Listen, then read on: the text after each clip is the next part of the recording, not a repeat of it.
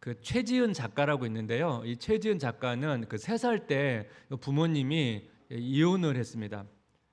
그래서 작가는 어머니에 대한 기억이 없고 또 아버지도 이제 다른 도시에서 일을 하다 보니까 할머니가 이 작가의 부모님 역할을 하게 됐습니다. 근데 이 집이 너무 가난해 가지고요. 이 쌀이 없어서 수제비로 식사를 하기도 하고 뭐 고기 반찬 같은 경우는 거의 먹기가 힘들었습니다. 이 할머니가 되게 요리를 되게 잘했던 것 같아요. 이 작가는 특히 할머니가 해준 그 오이지를 되게 좋아했는데요.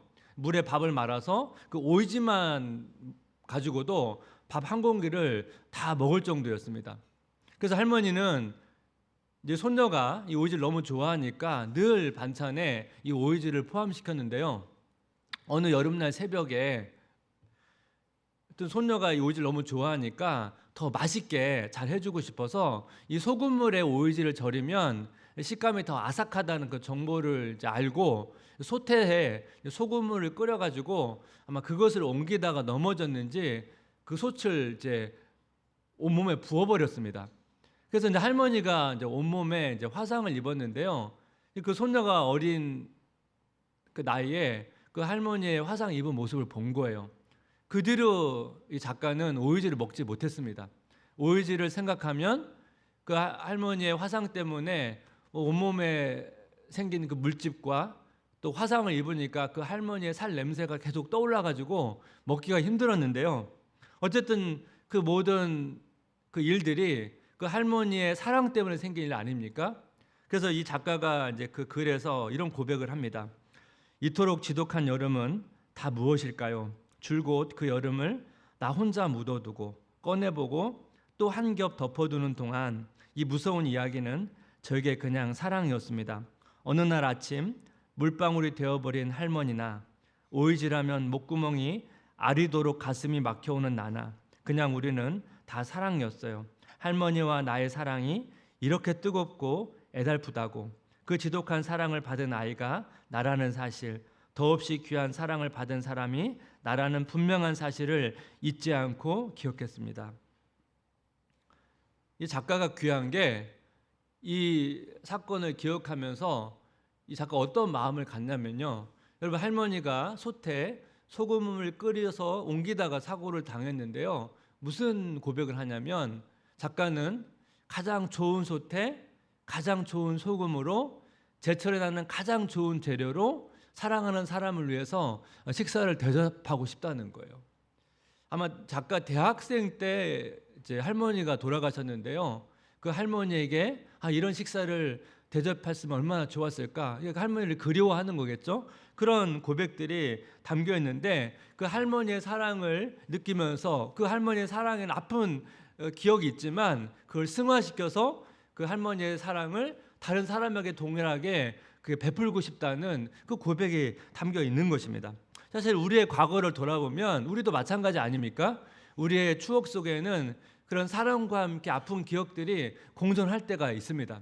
그래서 헨리 나우엔이 그리스도인을 표현할 때 상처 입은 치유자라고 표현했는데 정말 너무 적절한 것 같습니다. 우리가 상처를 입고 아픈 상처를 경험하지만 그 하나님의 사랑을 통해서 회복이 되면 그 사랑을 통해서 우리가 그 사명을 흘려보내는 그 치유자가 되는 거 아니겠습니까?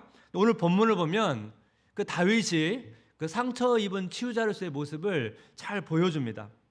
이스라엘과 블레셋이 이제 전쟁을 하는데 블레셋의 압도적인 승리로 끝납니다. 이 전쟁의 결과로 사울의 세 아들이 죽고 사울 자신도 이제 죽게 되는데요. 오늘 본문은 사울과 요나단의 죽음에 대한 다윗의 추억과 애도를 보여주고 있습니다. 우리가 관계를 맺은 사람들 시간이 지나면 지날수록 한 사람 한 사람 이 땅을 떠나게 되는데요. 그 관계를 돌아보면 굉장히 좋은 관계 속에 있었던 사람도 있고 좋지 않은 관계 속에 있었던 사람도 있는데 우리가 이런 관계 속에 있었던 사람이 떠나갈 때 우리가 그 사람을 추억하게 되고 또 한편으로 자기 삶을 이제 돌아보게 되게 되는데요. 그래서 다른 사람의 죽음 앞에 우리가 질문해야 될 두 가지를 다윗의 삶을 통해서 한번 살펴보기를 원합니다. 죽음 앞에 물어야 할 질문 첫 번째는 뭐냐면 무엇을 추억해야 하는가입니다. 다윗은 이제 사울과 요나단의 죽음을 되게 슬퍼하면서 이제 애도를 하는데요. 다윗과 요나단의 관계를 생각해 보면 아버지 사울이 다윗을 죽이려고 했지만 요나단은 다윗과 언약을 맺고 다윗을 보호하고 다윗을 위로해 주었습니다. 그러니까 이런 관계였기 때문에 다윗이 요나단의 죽음 앞에 되게 슬퍼하고 애도하는 것은 너무 자연스러운 일인데요. 말씀 한번 볼까요? 사무엘하 1장 17절 18절.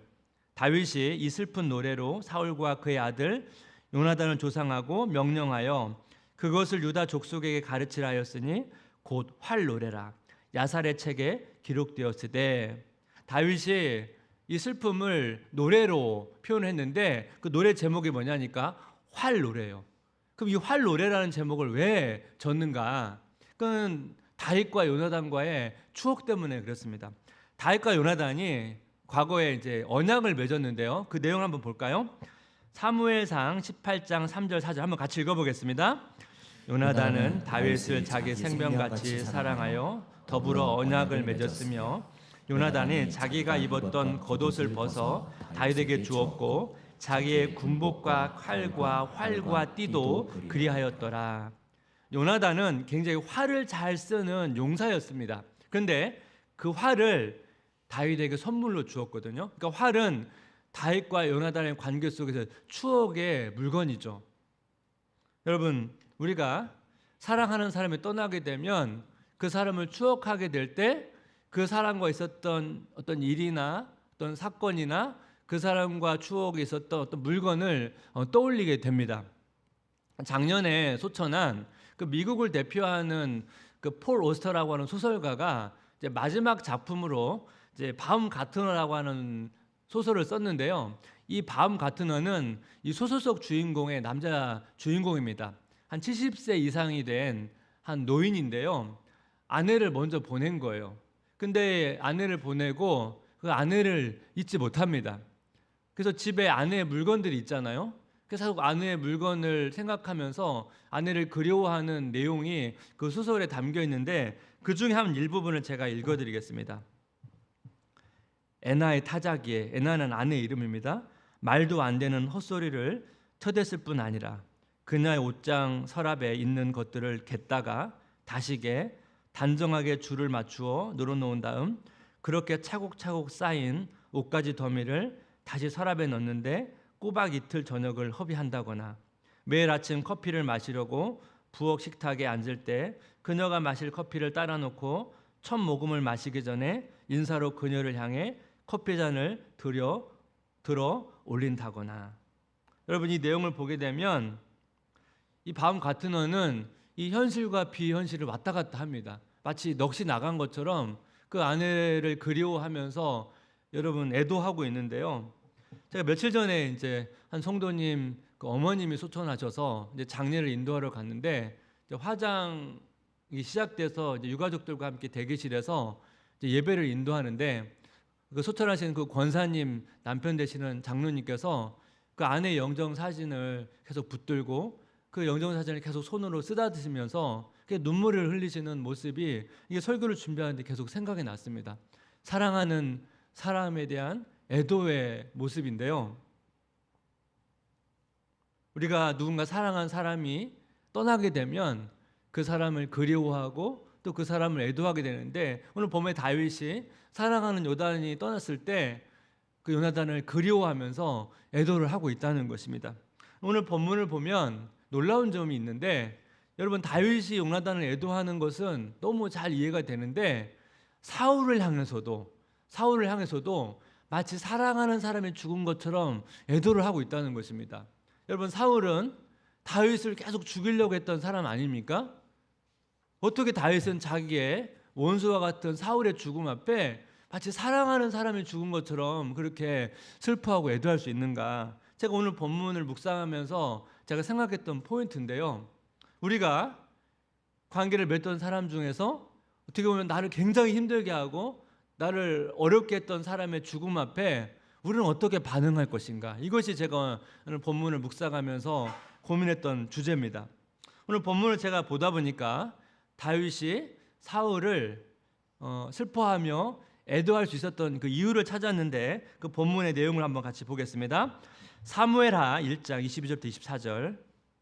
죽은 자의 피에서 용사의 기름에서 요나단의 활이 뒤로 물러가지 아니하였으며 사울의 칼이 헛되이 돌아오지 아니하였도다.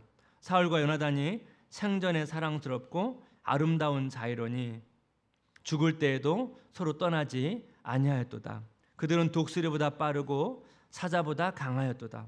이스라엘 딸들아, 사울을 슬퍼하여 울지어다. 그가 붉은 옷으로 너희에게 화려하게 입혔고 금 놀이개를 너희 옷에 채웠도다. 여러분, 이 예가의 내용을 보니까 사울은 용맹하고 사랑스럽고 아름답다고 고백을 합니다. 그리고 사울이 전쟁에서 승리해서 전리품을 가져왔는데 그 전리품으로 이스라엘 백성의 여인들을 화려하게 입혔다는 거예요.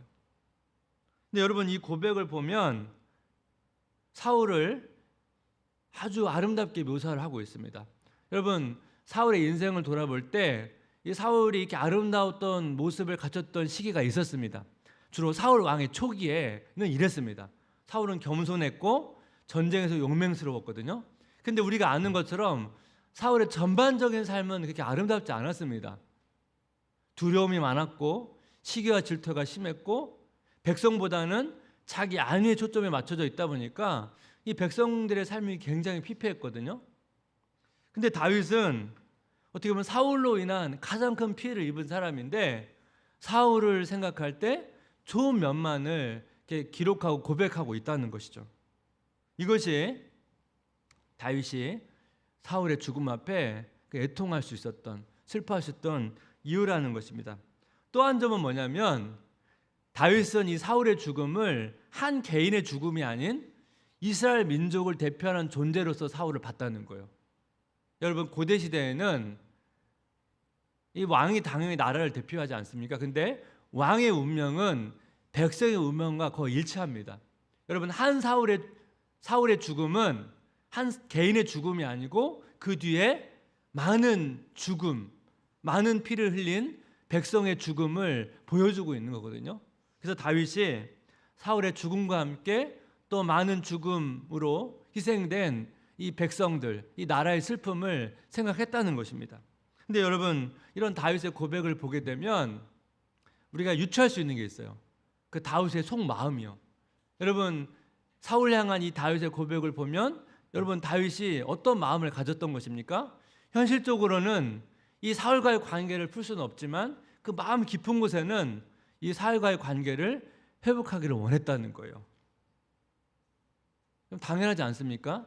다윗은 사울의 손자고 어떻게 보면 사울 왕의 후계자인데 사울도 이 사실을 인정했거든요. 멀리서 다윗을 볼 때 넌 나의 사랑하는 아들이고 네가 진정한 왕이 될 것이라고 그런 고백을 했는데 실제적으로 여러분 행동으로는 그렇게 하지를 못했습니다. 결과적으로 다윗과 사울은 그 관계를 풀지 못하고 결국은 이별을 하게 됐는데요. 여러분, 우리의 삶도 마찬가지입니다. 우리가 관계를 맺는 사람들 중에서 여러분, 이 아픈 관계를 다 풀지 못하고 끝난 일들이 생깁니다. 몇 년 전에 되게 인기 있었던 드라마인데요. 우리들의 블루스라고요. 사진을 한번 보시면 그 남자 주인공 동석이 그 어머니 죽음 앞에 오열하는 장면인데요. 여러분, 이 동석이라는 사람은 어릴 때부터 어머니의 사랑을 받지 못했어요. 그래서 어머니에 대한 깊은 원망을 가지고 평생 살았거든요. 근데 어머니의 죽음 앞에 오해를 하면서 깨달은 거예요. 사실 자기가 진짜 원했던 게 무엇인지를 깨닫게 되는데 이 장면에서 이 주인공이 이제 나레이션으로 그 하는 고백이 있거든요. 한번 제가 그걸 읽어보겠습니다. 사랑한단 말도 미안하단 말도 없이 내 어머니 강옥동 씨가 내가 좋아했던 된장찌개 한 사발을 끓여놓고 처음 왔던 그곳으로 돌아가셨다. 죽은 어머니를 안고 울며 난 그제서야 알았다. 난 평생 어머니 이 사람을 미워했던 게 아니라 이렇게 안고 회하고 싶었다는 걸. 난 내 어머니를 이렇게 오래 안고 지금처럼 실컷 울고 싶었다는 걸. 두 사람은 마음 깊은 곳에서는 서로 화해하고 사랑하고 사랑하는 마음이 있었지만 아들도 어머니에게 표현하지 못하고 어머니도 아들에게 그 마음을 표현하지 못한 채 여러분 이렇게 이별하게 됐다는 것입니다. 여러분 우리는 누구나 이 땅에서 여러분 그 관계가 깨어지기를 원하는 사람은 단 한 사람도 없습니다. 하지만 우리의 현실을 보게 되면 다윗과 사울과의 관계처럼 현실적으로 풀기 어려운 관계도 있어요. 이걸 여러분 인정할 수밖에 없거든요. 그런데 중요한 게 뭡니까?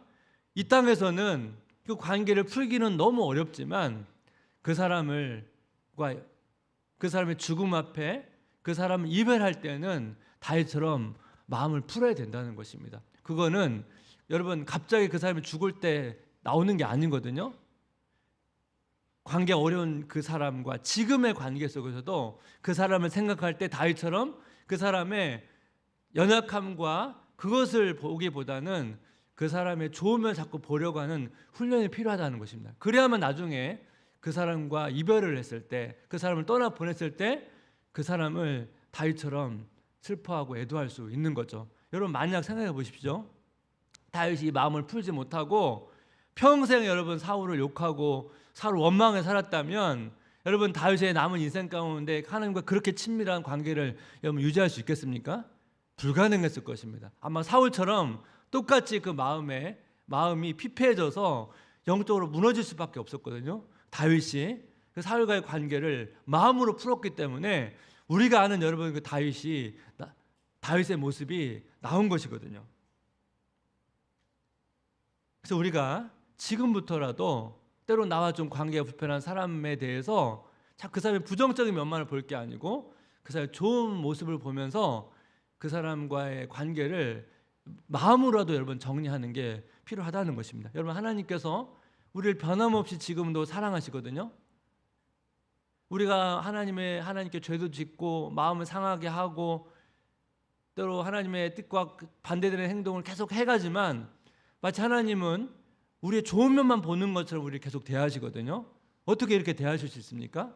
예수님 때문에, 예수님의 희생 때문에, 예수님을 통해서 우리를 보시기 때문에, 우리의 좋은 면만을 보시기 때문에 늘 변함없이 우리를 사랑하시거든요. 똑같이 우리가 그 사람을 예수님을 통해서 봐야 됩니다. 통해서 봐야만 그 사람이 연약함에 있음에도 불구하고 비록 나에게 너무 깊은 상처를 주었다 할지라도 그 사람의 좋은 면만을 생각하면서 그 사람을 향한 마음을 풀 수가 있습니다. 이 훈련이 지금부터 필요하다는 거예요. 죽음 앞에 무례할 짐은 두 번째는 뭐냐면 말과 행동의 일관성이 있는가입니다. 다윗이 사울의 죽음 앞에 여러 가지 하는 말과 행동을 보면 일관성이 좀 있습니다. 이 사울이 죽었을 때 암말렉 사람이 이제 다윗에게 찾아와서 이 전쟁 중에 사울의 요청으로 자기가 사울을 죽이고 그 왕관과 반지를 가져왔다고 다윗에게 말하는데요. 여러분 그 전쟁을 묘사한 장면을 보게 되면 이 암말렉 사람의 말이 뭔가 모순이 있다는 것을 알게 됩니다. 사무엘상 31장 3절 4절 사울이 패전함에 활 쏘는 자가 따라잡으니 사울이 그 활 쏘는 자에게 중상을 입은지라 그가 무기 든 자에게 이르되 내 칼을 빼어 그것으로 나를 찌르라 할례 받지 않은 자들이 와서 나를 찌르고 모욕할까 두려워하노라 하나 무기를 든 자가 심히 두려워하여 감히 행하지 아니하는지라 이에 사울이 자기의 칼을 뽑아서 그 위에 엎드러지매. 여러분 전쟁 중에 블레셋 궁수의 화살을 맞고 사울이 중상을 입는데요. 이 블레셋 군사들로부터 모욕을 당하면서 죽고 싶지 않아가지고 자결을 하거든요. 근데 이 아말렉 사람은 마치 사울의 요청으로 자기가 죽인 것처럼 거짓말을 합니다. 그 왜 거짓말했을까요? 여러분 유추하면 알 수 있는 게 다윗이 사울로부터 도망 다니고 있다는 사실을 알았던 것 같습니다. 그래서 다윗의 원수인 사울을 자기가 죽였고 그래서 그 공로를 통해서 뭔가 다윗으로부터 보상을 받고 싶었던 그런 심리가 아마 있었던 것 같습니다. 그런데 여러분 우리가 아는 것처럼 다윗은 사실 그런 마음이 아니었잖아요. 사울로부터 고통을 당한 건 사실이지만 다윗은 사울을 죽일 기회가 있을 때마다 계속 살려줬습니다.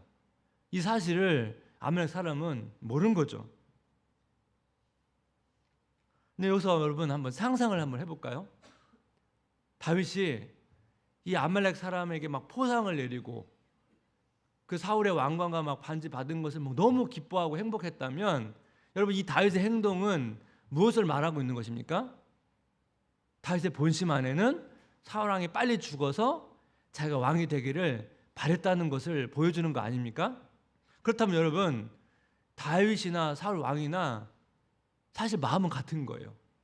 차이점은 사울은 그걸 진짜 원해서 실천에 옮긴 거고, 다윗은 실천은 하지 않았지만 마음 깊은 곳에서는 똑같은 마음으로 자기가 빨리 왕이 되고 싶은, 빨리 사울 왕이 죽기를 바랬던 그런 마음이 있는 거라면, 사실은 여러분 그 동기에서는 두 사람의 차이가 없어요. 근데 여러분 우리가 아는 것처럼 다윗은 그렇게 반응하지 않았습니다.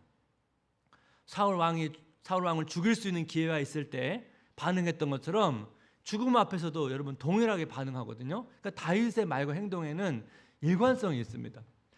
이에 반해서 사울은 말과 행동에 일관성이 없어요. 앞에서 말씀드렸죠.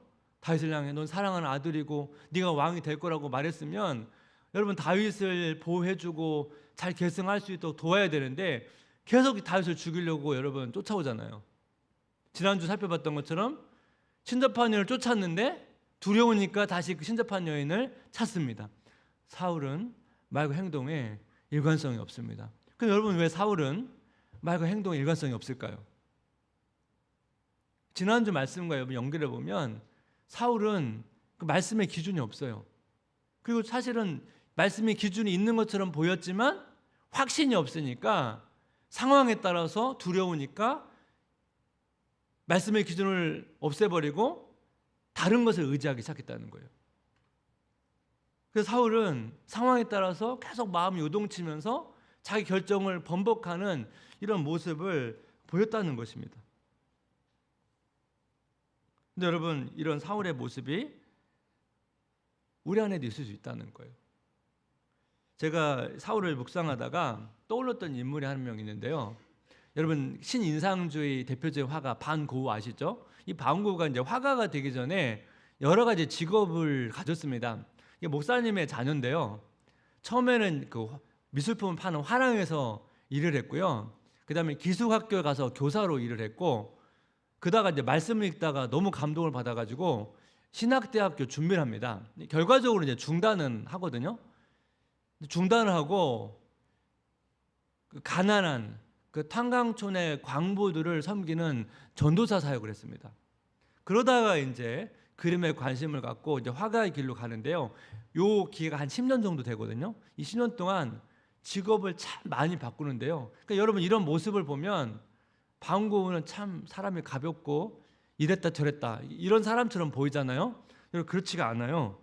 이 고우는 이 자기가 선택한 삶에 대해서 정말 최선을 다합니다. 화가가 돼가지고 직후에 동생한테 보낸 편지에 이런 내용이 있습니다. 나는 지금 내가 선택한 길을 계속 가야 한다. 아무것도 하지 않는다면, 아무것도 공부하지 않고 노력을 멈춘다면 나는 패배하고 말 것이다. 묵묵히 한 길을 가면 무언가 얻는다는 게 내 생각이다. 이게 지금 화가가 된 다음에 한 고백이긴 하지만 이게 과거부터 이랬어요. 그래서 여러분 화랑에 일할 때도 되게 인정을 받았고요. 여러분 사역자 일할 때 그 광부들을 얼마나 헌신적으로 섬겼는지, 이 고은은 자기가 선택한 것에 대해서는 거의 광적인 몰두를 합니다. 최선을 다합니다. 그리고 다시 바꾸면 또 거기에 최선을 다하고. 그래서 여러분 우리가 아는 그 바운고가 뒤늦게 여러분 화가가 됐지만, 여러분 지금에 와서 이렇게 영향력을 미치는 화가 됐다는 것은 그만큼 여러분 뒤늦게 시작했지만 자기가 한 일에 최선을 다했기 때문에 여러분 그렇게 빛을 발한 것이 아닐까 저는 생각을 하는데요. 이 바운고가 이런 장점이 있거든요. 이에 비해 단점이 있어요. 너무 일에 이 광적인 몰두를 하다 보니까 관계에서는 좀 약점이 있었습니다. 그래서 아버지랑 관계도 좀 어려웠고, 화랑에서도 관계에 어려움이 있었고, 전도 사역할 때도 여러분 관계에 어려움이 있었고, 화가였을 때 여러분 고객과 관계가 어려웠다는 거 여러분 아시죠? 관계의 어려움이 계속 있었는데요. 근데 놀라운 건 뭐냐면 그 동생 태호한테 편지를 할 때 이 관계가 얼마나 소중한지, 이 관계가 얼마나 중요한지 그런 편지를 쓰거든요. 그러니까 이 사람이 이 관계에 대해서 소중하게 생각하지 않은 사람이 아니에요. 근데 결과적으로 삶에서는 이 관계에 어려움이 있었어요. 여러분, 반고우도 장점이 있었고 연약한 점이 있어요. 다 마찬가지 아닙니까? 우리가 여러분 모든 삶의 영역에서 말과 행동의 일관성을 가지고 산다면 너무 좋겠지만 모든 영역에서 여러분 이렇게 다 갖추는 건 쉽지 않잖아요. 다 각자 자기만의 연약한 점이 있거든요. 저도 마찬가지입니다. 저는 좀 기질 성향상 생각도 많고 하고 싶은 게 진짜 많은 사람입니다. 그러다 보니까 여러분 하고 싶은 게 많으면 어떻게 돼요? 여러 가지 일을 많이 벌리는데 수습을 못할 때가 좀 많았어요. 이게 저희 기질상 그래요. 그러다 보니까 제가 어느 시점에 내가 문제가 있구나. 그래서 이제 바꾸려고 노력을 참 많이 했거든요. 그래서 여러 가지 이제 막 그 자기 관련된 이런 책들을 보면서 어떻게 목표를 세우는지 이런 거 하면서 제가 도움을 받아서 계속 이제 저희 삶을 바꿨는데요. 그래서 제가 요즘에 이제 어떤 계획을 세울 때 어떤 원칙이 있냐면 매일매일 반드시 하는 일들이 있어요. 날씨, 상황, 환경과 관계없이 매일매일 반드시 해야 되는 게 있어요. 두 번째, 계획을 세우다가 만약에 시간에 여유가 생기면 뭐 계획이 취소되거나 그러면 반드시 하는 게 있어요. 세 번째, 여유가 있어도 해도 되고 안 해도 되는 일이 있어요. 좀 자유롭게. 이 세 가지 원칙을 가지고 제가 계획을 세우는데 옛날에는 이 세 가지를 다 무조건 해야 된다고 생각했어요. 그러다 보니까 당연히 뭐 계획했지만 안 되는 게 많잖아요. 그래서 제가 이렇게 바꾸다 보니까 그 다음부터 제가 좀 삶에 좀 질서를 가지고 그래도 이제 계획한 대로 좀 성취해 가는 것도 보고 때로 너무 무리하다 생각하면 내년에 막 미루기도 하고 이렇게 좀 제가 좀 유연함을 가지고 하면서 조금의 이제 삶의 질서를 갖게 됐습니다. 그리고 여러분 우리가 삶에서 얼마나 많은 결정을 해야 됩니까? 그러면 기준이 필요하잖아요. 그래서 제가 성경을 읽거나 책을 읽거나 또 사역을 하거나 삶에서 뭔가 깨달으면 메모를 많이 합니다. 그 메모한 걸 모아놓거든요. 그리고 메모한 걸 가지고 많이 묵상을 해요. 앞에서 말씀드렸잖아요. 말과 행동에 일관성이 있으려면 기준이 있어야 되고 확신이 있어야 되거든요. 그 기준이 있으려면 뭔가 내 나름대로 어떤 기준되는 지침이 있어야 되잖아요. 그래서 제가 그런 것들을 계속 축적해요. 지금도 계속 모으고 있어요. 그래서 좀 더 말과 행동의 일관성을 가지기 위해서 지금도 계속 부단히 노력을 하고 있거든요. 여러분 사역도 마찬가지예요. 제가 분당홀에서 한 18년 동안 사역을 했는데 분당홀은 제자훈련하는 목회거든요. 제자훈련 목회예요. 근데 제가 그 당시 이제 훈련과 이제 양육을 담당하다 보니까 저의 업무이기도 하지만 어떻게든 이제 이 제자훈련 목회가 뭘까? 그래서 많은 분들 찾아가 가지고 막 물어보기도 하고 제가 목하는 목사님 책이나 이런 거 읽고 그분이 남긴 글 같은 거 수집해서 찾아보기도 하고 또 이찬수 목사님께서 하신 말씀들 그 목회 철학을 계속 이해하려고 애를 쓰고 그런 과정을 계속 가졌습니다. 그렇게 해야 제가 분당 우려교회를 또 부격적으로 섬길 때 잘 섬길 수 있잖아요. 18년 동안 축적된 게 사실 지금 수제분께 와가지고 그게 다 지금 거기서 배운 걸 가지고 지금 하고 있는 거거든요. 그리고 지금도 계속 배우고 있어요. 왜냐하면 여러분 교회라는 게 바뀌지 말아야 될 게 있고 바뀌어야 될 게 있거든요. 여러분 시대가 바뀌고 성도의 상황이 바뀌고 이렇게 바뀌다 보니까 본질은 바뀌면 안 되지만 여러분 계속 그 과거에 머물러 있으면 안 되잖아요. 그러니까 저는 늘 두려움이 있는 거예요. 본질에서 벗어날까 봐. 그리고 그냥 과거에 머물러 있을까 봐. 이 두 가지를 피하기 위해서 계속 고민할 수밖에 없고 계속 제가 이제 성장할 수밖에 없거든요. 똑같이 성도님도 한번 자기 삶을 돌아보십시오. 지금 신앙생활을 하고 있을 때 나는 어떤 원칙을 가지고 일관성을 가지고 지금 실천하고 있는가? 내가 더 성장할 부분이 뭔가? 관계에 있어서나 일에 있어서나 사역에 있어서나 나는 어떤 원칙을 가지고 실천하고 있는가? 그 원칙 가운데 이것이 정말 하나님의 뜻에 합당한 것인가? 또 한편으로 이 본질에서는 벗어나지 않지만 지금 시간의 흐름 속에서 시대의 변화 속에서 난 지금 굉장히 유연하게 지금 대처하고 있는가? 혹시 과거 했던 사역, 과거에 좋았던 그 사역을 계속 붙들고 동일하게 지금 계속 그것만을 붙들고 그것이 옳다고 내가 주장하고 있지는 않는가? 여러분 점검이 필요하다는 것입니다. 그렇지 않으면 우리는 본질에서 벗어나거나 아니면 과거의 전통에 갇혀 있을 수밖에 없거든요. 예수님의 모습을 보십시오. 예수님께서는 말과 행동에 일관성이 있었어요. 한 번도 여러분 하나님의 뜻에 또 본질에서 벗어난 적이 없고, 이 잘못된 진리에 대해서는 타협이 없지만, 그 당시 여러분 종교 지도자들과 비교해 볼 때 종교 지도자들은 과거의 전통에 붙잡혀 가지고 거기서 벗어나질 못하지만, 예수님께서는 얼마나 여러분 그 유연함 속에서 여러분 반응하고 계십니까? 이런 모습을 우리가 본받아야 되거든요. 마지막으로 말씀 하나 나누고 설교를 마무리하기를 원하는데요. 선지자 이사야가 사역할 때 그 유다 아하스 왕이 있었는데요. 아하스 왕에 고민이 있었습니다. 아람 왕 이스라엘 왕이 아수르와 대항하려고 이 동맹을 맺자고 유다 왕에게 압박을 가해 왔습니다. 그러니까 아하스 왕에게는 고민이 있는 거예요. 아람과 이스라엘, 또 그리고 아수르, 그리고 하나님, 뭘 이제 붙들어야 될까 이제 고민이 있었는데요. 이사야 선지자는 당연히 왕에게 다른 나라를 의지하지 말고 하나님을 붙들어야 된다고 일관되게 메시지를 전했거든요. 그리고 여러분, 이사야만 그런 게 아니에요. 구약의 모든 선지자가 모든 왕에게 반복적으로 일관되게 했던 메시지거든요. 다른 나라를 의지하면 안 되고 하나님만 의지해야 된다고. 이사야 7장 9절 하반절 우리 한번 같이 읽겠습니다. 만일 너희가 굳게 믿지 아니하면 너희는 굳게 서지 못하리라 하시니라. 무슨 말입니까? 네가 하나님이 아닌 다른 것을 의지하면, 세상과 타협하면 굳게 서지 못한다는 거예요. 근데 여러분, 결과적으로 아하스 왕이 뭘 선택합니까? 아수르를 선택합니다. 결과적으로 여러분, 그렇게 일관되게 강조했던 그 하나님의 말씀을 아하스 왕은 붙들지 못해요. 근데 여러분, 이런 모습이 우리에게 있을 수 있다는 거예요. 그래서 이사야 말씀을 계속 마음에 새겨야 돼요. 사실 무슨 말씀인가? 네가 하나님을 굳게 붙잡으면 네가 굳게 설 것이다. 이것이 핵심이거든요. 사실 성경의 원리는 되게 심플해요. 근데 이 원리를 우리가 말과 행동으로 실천하는 과정에서는 항상 여러분 어렵습니다. 근데 여러분, 이 원리를 우리가 계속 훈련하고 붙들지 않으면 소망이 없습니다. 이사야 말씀을 여러분 마음에 새기십시오. 그리고 2학기가 시작되니까 우리가 가능하면 하나님과 조율된 삶 속에서 우리의 말과 행동이 일관된 삶이 되어질 수 있도록, 또 그런 삶이 되시기를 주님의 이름으로 기도하고 축복합니다. 우리 같이 말씀을 좀 기억하면서 우리 찬양 주님 다시 오실 때까지 이 가사를 묵상하면서 남은 이 땅의 삶에 어떤 삶을 살아야 될지를 우리 같이 찬양하며 같이 고백하겠습니다.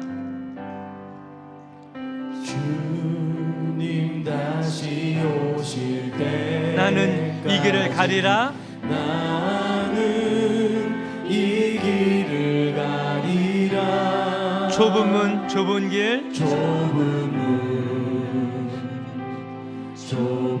길 나의 십자가 지고 나의 십자가 지고 나의 가는 이 길 끝에서 나의 가는 이 길 끝 나는 주님을 보리라. 나는 주님을 보리라. 영광의 내 주님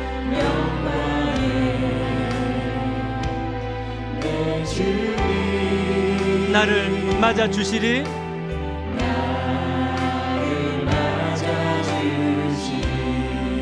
주님 다시 오실 때까지 주님 다시 오실 때까지 나는 일어나 달려가리라. 주의 영광 온 땅 덮을 때 나는 일어나 노래하리.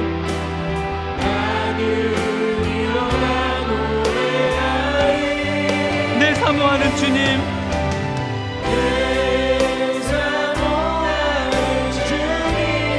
온 세상 구주시라.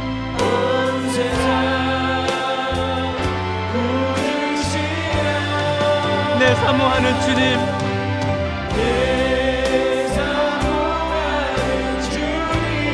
영광의 왕이시라. 우리 우리 다시 한번 고백합니다. 나의 가는 이 길 끝에서 나의 가는 이 길 끝에서 나는 주님을 보리라. 영광의 내 주님, 영광의 내 주님 나를 맞아 주시리. 나를 맞아주시리. 주님 다시 오실 때까지 주님 다시 오실 때까지 나는 일어나 달려가리라. 나는 일어나 달려가리라. 주의 영광 온 땅 덮을게. 나는 일어나 노래하리. 나는 일어나 노래하리. 내 사모하는 주님, 내 사모하는 주님 온 세상 구주시라. 온 세상 구주시라. 내 사모하는 주님, 내 사모하는 주님 영광의 왕이시라. 영광의 우리 다시 한번 간절한 마음으로 고백합니다. 내 사모하는 주님, 내 사모하는 주님 온 세상 구주시라. 온 세상 구주시라. 내 사모하는 주님, 내 사모하는 주님 영광의 왕이시라. 영광의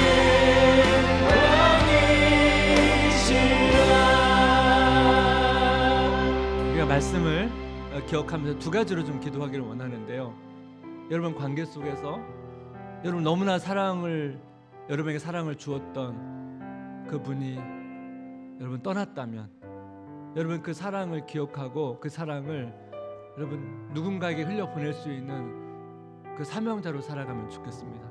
혹시 여러분 가운데 여러분 너무나 힘들게 하고 아프게 했던 그런 관계 속에 있는 사람이 있다면 여러분 우린 보통 그 사람의 연약함을 자꾸 생각하는 게 본능이거든요. 근데 여러분 그것은 우리 자신을 위해서 좋지가 않습니다. 그래서 그 사람의 연약한 부분보다는 자꾸 좋은 면을 볼 수 있는 훈련이 필요합니다. 그래야 우리가 다윗처럼 더 하나님과 깊이 있는 관계를 갖고 우리 영혼이 살아날 수가 있거든요. 우리 같이 한번 기도할 때 여러분의 관계를 돌아보면서 우리의 마음을 잘 풀면 좋겠습니다. 두 번째 기도할 때 하는 우리의 말과 행동의 일관성을 위해서 같이 기도하면 좋겠습니다. 우리 여기 가운데 나는 그런 삶의 기준이 있는가? 그런 확신이 있는가? 상황에서 나는 정말 흔들리지 않는 그런 나의만의 원칙과 그런 것이 있는가? 나는 정말 여러 가지 상황 속에서 혹시 유연함이 있는가? 우리가 정말 본질은 붙들지만 상황에 따라서 유연하게 난 대처하고 있는가? 여러분 이거 고민이 필요합니다. 여러분 예전에 여러분이 가지고 있다 할지라도 다시 점검해야 돼요. 그건 이미 지난 부분 거거든요. 난 지금 이 상황 속에서 그런 모습을 갖추고 있는지. 그래서 우리가 점점 하나님과 조율된 관계 속에서 우리의 삶의 말과 행동의 일관성을 갖추도록 이것을 위해서 같이 기도하면 좋겠어요. 이것을 위해서 우리가 성장해야 됩니다. 성장하지 않고는 이 기도 제목이 우리의 삶으로 실천될 수가 없는데 우리 같이 한번 은혜를 구하면서 같이 기도하기를 원합니다. 같이 기도하겠습니다. 하나님 아버지 은혜를